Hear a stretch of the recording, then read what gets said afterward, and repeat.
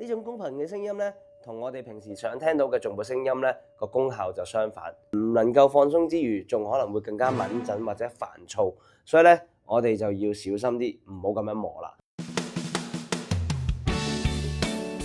今集再次同大家講磨棒磨缽嘅一個手法，因為有好多嘅同學仔咧學完之後咧就問：咦，點解有陣時磨磨下咧會有一種 V V 嗡嗡嘅聲係點樣嘅咧？係咁樣嘅。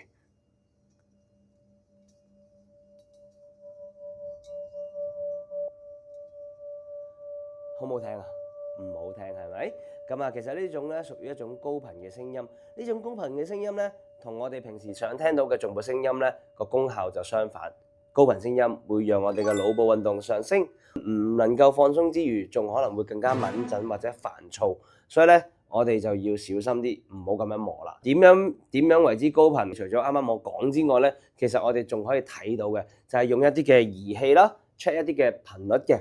例如咧，我而家講緊嘢，其實都有啲嘅頻率喺度出現咗啦。咁陣間我哋再試下磨響嘅時候 check 係咪咁樣喎？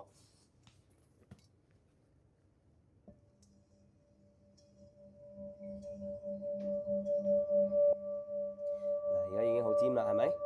當你持續嘅時候咧，你會發覺個震動冇咗，得個聲音嘅。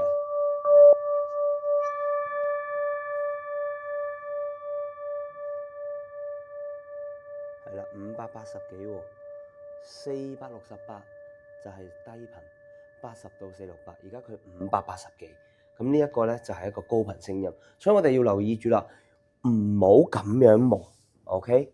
係啦，我哋要貼住佢，甚至乎我哋輕鬆到，如果你手法好的話，就咁吊住喺度，連續嘅半個圈至一個圈已經有震動啦，